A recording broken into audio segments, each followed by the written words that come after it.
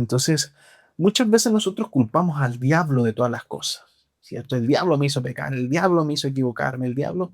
Y si bien es verdad que el diablo es tentador, es mentiroso, es destructor, también es verdad que el diablo es un enemigo que ya está vencido, ¿sí? Por lo cual su potencial, su autoridad solamente se limita a ser un tentador, más no un influenciador o alguien que te hace tomar una decisión.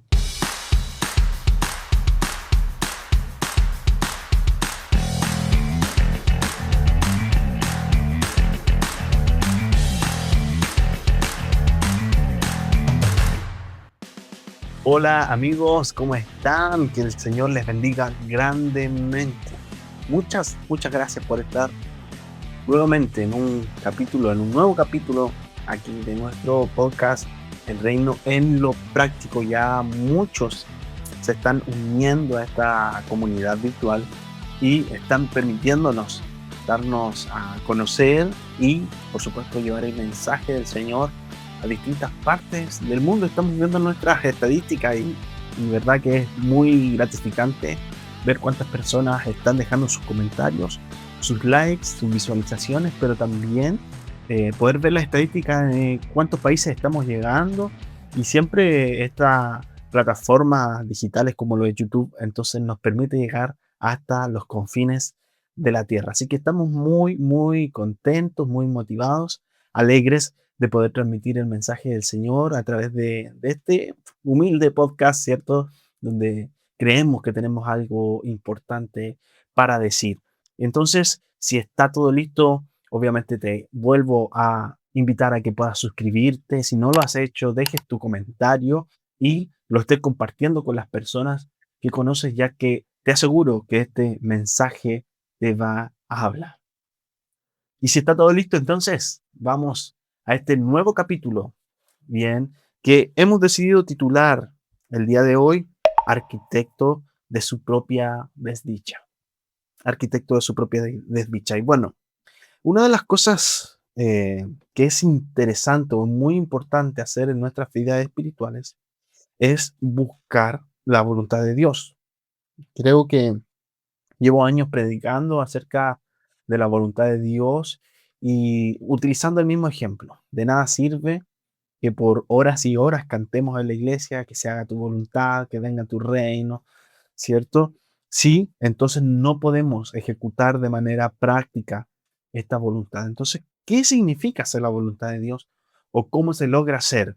Bien, y dentro de la temática que tiene este podcast, tiene que ver con estas enseñanzas del reino, en cómo poder llevarlo a algo que es ejecutable, cómo poder entender algo que está escrito, pero para poder llevarlo a la vida práctica. Entonces, hacer la voluntad de Dios y renunciar a nuestra propia voluntad es algo difícil, pero no imposible de realizar. No es imposible de realizar. Hay situaciones de la vida que son difíciles, pero que necesitan ser inspiradas por Dios para poder ser resueltas. Y hay personas que son inteligentes, que tienen madurez emocional, pero finalmente las decisiones que toman terminan perjudicándolas. ¿Por qué? Porque hay situaciones que necesariamente tienen que pasar por Dios para que puedan ser resueltas de manera correcta. Bien, entonces a veces las buenas intenciones no son suficientes para lograr decidir de la manera correcta. Puedo tener buenas intenciones, pero de buenas intenciones entonces no podemos vivir.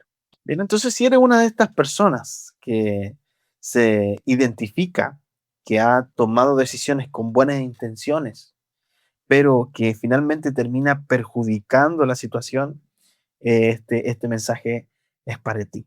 Bien, entonces vamos a leer Génesis capítulo 1, versículo 4. Y dice, y dijeron, vamos, edifiquémonos una ciudad y una torre cuya cúspide llegue al cielo, y hagámonos un nombre, por si fuéramos esparcidos sobre la faz de toda la tierra. Y descendió Jehová para ver la ciudad y la torre que edificaban los hijos de los hombres. Y dijo Jehová, he aquí, el pueblo es uno, y todos estos tienen un solo lenguaje, y han comenzado la obra, y nada les hará desistir ahora de lo que han pensado hacer. Ahora pues descendamos y confundamos allí sus lenguas para que ninguno entienda el habla de su compañero. Verso 8. Así los esparció Jehová desde allí sobre la faz de toda la tierra y dejaron de edificar la ciudad. Bien, entonces vemos en este contexto la famosa torre de Babel o la torre de Babilonia, ¿verdad? Donde hombres estaban construyendo un edificio, ¿sí? Que estaba buscando de alguna manera llegar al cielo.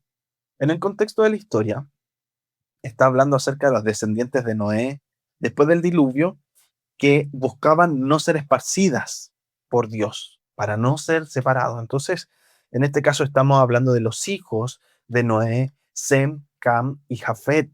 Bien, entonces, sobre ellos había un llamado que está descrito en Génesis 9 y este llamado tenía que ver con que ellos iban a tener la responsabilidad de fructificar, multiplicar y llenar la tierra. Algo muy similar al llamado que tenía Adán y Eva desde el origen. Bien, entonces la intención de Dios era que la humanidad se expandiera por toda la tierra, ¿cierto? Y que esta humanidad fuese la administradora y la encargada de llenar toda la tierra de acuerdo a su propósito. Bien, entonces el propósito principal por el cual Dios los esparce, ¿cierto? De esta torre, ¿verdad?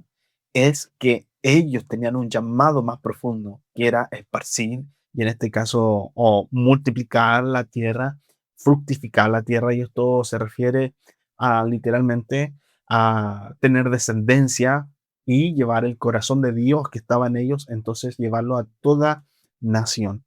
Bien, entonces en ellos había este llamado de ser los multiplicadores, de ser los fructificadores. Después del diluvio no había nadie, entonces los hijos de Noé eran los encargados de fructificar, de multiplicar las naciones. Bien, pero ellos deseaban mantener su seguridad, bien, construir una identidad colectiva centrada en ellos mismos, bien. Entonces, aquí es cuando nosotros nos damos cuenta que tal vez por muchos años hemos dado un contexto distinto a la historia de esta torre, porque algunos siempre entendimos que ellos buscaban llegar al cielo o alcanzar a Dios, y como Dios de repente se sintió un poco intimidado y vio que estaban a punto de llegar, entonces los esparció. Pero esa no es la verdadera razón de por qué Dios esparce a estos hombres. Bien, Él los saca del desvío del propósito para el cual habían sido llamados. Entonces, ¿qué quiero ejemplificar con esta historia? Arquitecto de su propia desdicha es alguien que toma decisiones, pero que esas decisiones terminan llevándolo justamente a lo contrario que quería provocar. ¿Sí? Y esto es cuando muchas veces tenemos buenas intenciones y queremos hacer algo, ¿cierto? Y entonces esa buena intención o esa amabilidad que tuvimos termina causando algo perjudicial para nosotros o incluso nuestras familias. Este ejemplo es muy gráfico porque estos hombres estaban buscando entonces mantenerse juntos, estaban buscando alejarse del llamado de Dios, ¿sí? Construyendo una torre, ¿cierto? Y donde ellos dicen ah, que queremos evitar por si fuésemos esparcidos sobre la faz de la tierra. Entonces hagámonos un nombre, hagámonos un lugar, una cúpide que llegue al cielo. Bien, pero el objetivo principal no era llegar al cielo, no era tampoco tener un nombre. El objetivo principal era no ser esparcidos, es decir, no ser separados. Y esto era completamente contraproducente contra los diseños de Dios, porque el origen que Dios tenía para ellos y el plan que Dios tenía para ellos era precisamente enviarlo a las naciones y que ellos multiplicaran la tierra. Entonces, ¿qué quiero decir? Arquitecto de tu propia desdicha o de su propia desdicha es esta gente que buscando mantenerse juntos, sus decisiones terminaron provocando que sea el mismo Dios que los esparciera. E incluso dice entonces aquí que les dio lenguas extrañas o lenguas no extrañas, sino que desconocidas para ellos, ¿verdad? Donde ellos no podían entenderse. De esta manera, el hecho de haber construido una torre los termina llevando y conduciendo precisamente a lo que ellos querían escapar, que es ser esparcidos y llevados por el plan de Dios a fructificar la tierra. Bien, entonces vemos en esta historia los arquitectos de su propia desdicha. Construyen, pero al mismo tiempo terminan construyendo mal, terminan construyendo en contra, terminan siendo contraproducentes. Voy a darte otro ejemplo importante en la palabra. Quizás estos no eran literalmente constructores, pero sí son hombres muy conocidos en el Nuevo Testamento, y estos fueron los fariseos. Los fariseos buscaban cumplir la ley con extremo rigor para agradar a Dios. Ellos entendían que a través de la disciplina, de seguir las reglas o las normas que estaban ya inmersas culturalmente en los judíos, entonces era la forma de agradar a Dios. Bien, entonces ellos se enfocaban en las reglas, pero no tanto en el corazón. Entonces así fue como ellos, por perseguir la ley y por estructurar, ¿cierto?, todo el mandato de Dios, tenían al mismísimo Dios encarnado frente a sus ojos, pero no pudieron conocerlo por causa de su rigor. Es más, fueron los principales participantes o quienes fomentaron, ¿cierto?, la crucifixión de Jesús. Y esto es nuevamente un ejemplo de los arquitectos de su propia desdicha, ya que ellos querían a Dios, amaban a Dios, querían que Dios viniese, querían relacionarse con Dios, pero el hecho de buscarlo tanto y tan rigurosamente y enfocado en las reglas les impidió ver que tenían al mismo Dios hecho hombre frente a sus ojos. Entonces el esfuerzo por alcanzar la justicia los llevó al legalismo. Arquitectos de su propia desdicha construyeron con sus propias normas y paradigmas entonces lo que querían destruir, ¿sí? Y esto es lo que muchas veces nos pasa en nuestras vidas. Así, muchas veces es lo que nosotros hacemos, ¿verdad? Lo que queremos hacer es lo que precisamente nos termina perjudicando. No sé si alguna vez les pasó, pero recuerdo en algún momento en la universidad estudiando de madrugada y tanto estudio y tanta disciplina. Luego en el momento de llegar a dar la prueba, entonces terminaba súper cansado, ya las neuronas ya no corrían de la misma manera y terminaba con un bajo rendimiento, producto de haber, como se dice, lanzado toda la carne a la parrilla en el tiempo de estudiar.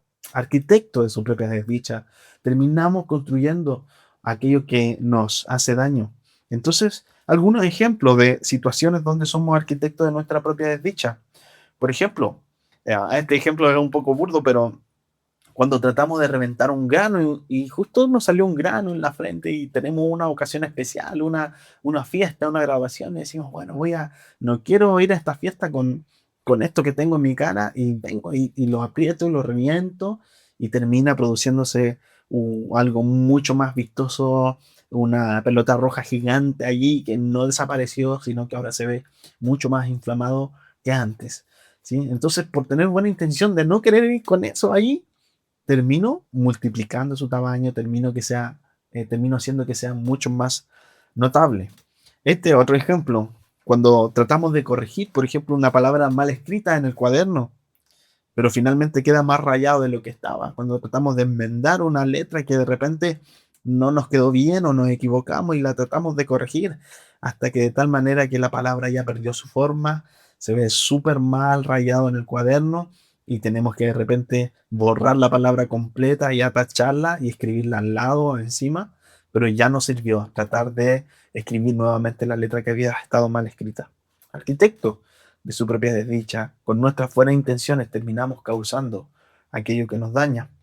Y el último ejemplo que puedo dar, que quizás es un poco más profundo, es cuando controlamos tanto a los hijos que los sobreprotegemos de tal forma que la primera oportunidad que tienen de libertad se terminan descontrolando. Nunca les permitimos que conocieran, que experimentaran, que tuvieran amigos.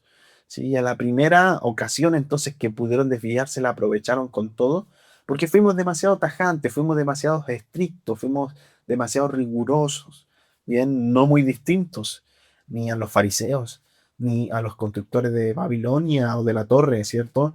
Que quiere llegar al cielo. Entonces muchas personas construyen con sus propias manos lo que finalmente les termina perjudicando. Pero yo quiero decirte que tomar decisiones es algo sencillo para quienes eh, no dependen de Dios, ¿sí? Porque nosotros que dependemos de Dios se vuelve un problema tomar decisiones, porque no queremos equivocarnos. De alguna manera esperamos tener su revelación, tener su respuesta, pero ¿qué pasa cuando Él no responde?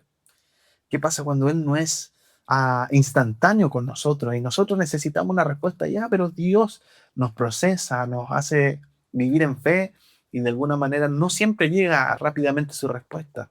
¿Cómo actuamos? ¿Cómo lo enfrentamos? ¿Cuánta fidelidad persevera en nuestro corazón para mantenernos firmes aún en los momentos en que sentimos que Dios no responde? ¿Sí? Entonces, yo digo que las personas que toman decisiones sin Dios es algo sencillo, la toman y ya no tienen a quién rendirle cuentas. Pero nosotros que amamos sujetarnos a la voluntad del Padre, entonces pensamos muy bien antes de poder actuar. Así que quiero animarte porque no eres el único que está enfrentando situaciones complejas en las cuales no puedes decidir de manera concreta sin antes preguntarle a Dios. Y quiero decirte que Dios esto es lo que espera. Espera un corazón que persevere, un corazón que se mantiene fiel, un corazón que está dispuesto a quizás sufrir, a soportar antes de tener una respuesta o antes de tener una decisión. Lo que quiero declarar sobre la gente que está viendo este video es gente que entonces sabe decidir, gente que sabe poner sus emociones por debajo de la voluntad de Dios, gente que sabe poner sus propias decisiones, su propia ideología por debajo de la voluntad de Dios. Y esto es lo que nosotros buscamos con todo nuestro corazón, hacer la voluntad del Señor. ¿Sí? Entonces, hay personas que van a defender su libre albedrío, pero van a lamentar las decisiones que salen producto de ese libre albedrío. Muchos dicen, bueno, pero yo tengo el libre albedrío para decidir. Sí, pero luego te lamentas de las decisiones que tomaste gracias a ese libre albedrío. Hoy lo mejor que podemos hacer es sujetar nuestra voluntad a la voluntad de Dios, para que no tengamos que lamentar que las decisiones que estamos tomando son erradas o son equivocadas, o que nosotros mismos terminamos causando el daño a nosotros y a nuestras familias, producto de las decisiones que nosotros mismos hemos tomado. Bien, voy a cerrar con este texto, Romanos capítulo 7, versículo 15. Y esto es lo que Pablo hablaba diciendo en esta enseñanza acerca de la ley de la carne, que está en Romanos 7, y dice, porque lo que hago no lo entiendo, pues no hago lo que quiero, sino lo que aborrezco. Eso hago. Y aquí Pablo está enseñando entonces acerca de una ley, acerca de una naturaleza que es poseída en el hombre, que entra a la humanidad producto del pecado de Adán, y es la ley del pecado. Es algo intrínseco que está en nosotros. Es algo que nos aflora, que nos impulsa, que aunque no lo queremos hacer, eso es lo que terminamos haciendo. Y a esto Pablo lo distingue como la ley de la carne o la ley del pecado. ¿Sí? Entonces, muchas veces nosotros culpamos al diablo de todas las cosas. ¿Cierto? El diablo me hizo pecar, el diablo me hizo equivocarme, el diablo. Y si bien es verdad que el diablo es tentador, es mentiroso, es destructor, también es verdad que el diablo es un enemigo que ya está vencido, ¿sí? Por lo cual su potencial, su autoridad solamente se limita a ser un tentador, más no un influenciador o alguien que te hace tomar una decisión. Cuando nosotros somos gobernados por el Espíritu Santo, entonces ya no hay otras influencias espirituales que pueden gobernarnos de tal manera en como lo hace Cristo Jesús por medio del Espíritu Santo dentro de nosotros. Entonces, quiero decir esto y con esto voy a abrir otro tema para algún momento. Lo voy a estar también subiendo dentro de estos mensajes. Y es que el pecado no proviene del diablo. El origen del pecado no son los demonios. El origen del pecado está en la carne. Esto es lo que Pablo está hablando en Romanos 7. Es como que nuestro cuerpo fuese una especie de máquina de producir pecado y que nunca la vamos a poder parar a no ser que entonces matemos nuestros deseos carnales y vivamos por el Espíritu. Bien, el diablo impulsa a pecar, pero no es la fuente del pecado. La fuente del pecado está en nosotros mismos, no en nuestro interior, no en nuestro espíritu, ni tampoco en nuestra alma, sino que en nuestro cuerpo, en nuestro ser, en nuestra parte terrenal. Allí es donde están todos los deseos de la carne, obviamente influenciados y potenciados entonces por espíritus malignos, o vamos a decir el mismo Satanás. Aquí van a quedar puntos suspensivos porque es un tema muy amplio, muy lindo de que podamos estar también conversándolo. Pero ¿qué quiero decir? Entonces, es que tal vez la decisión que nosotros tenemos para mejorar nuestra vida está en nosotros mismos. Tal vez a lo que tenemos que matar y lo que tenemos que reprender son las decisiones que nacen de nuestro propio ser y no las decisiones que, según nosotros, son influenciadas por espíritus que muchas veces en realidad no están, no existen y ya fueron vencidos por Cristo en la cruz. Muy bien, te doy gracias por llegar hasta este punto del video. Qué bendiciones poder haber compartido este mensaje y sé que va a ser de tremenda bendición. Así que, como te decía al principio, dale like, comenta, todo lo que tengan que hacer, entonces lo que hacen los influencers aquí en esta parte, suscríbete, dale a la campanita, comparte y todas esas cosas. Y no olvides que entonces estamos construyendo esta comunidad virtual que va a ser de mucha bendición para muchas personas. Así que estoy feliz de poder compartir contigo y te doy gracias por haber estado en este capítulo. Te espero en el siguiente capítulo. Nos vemos.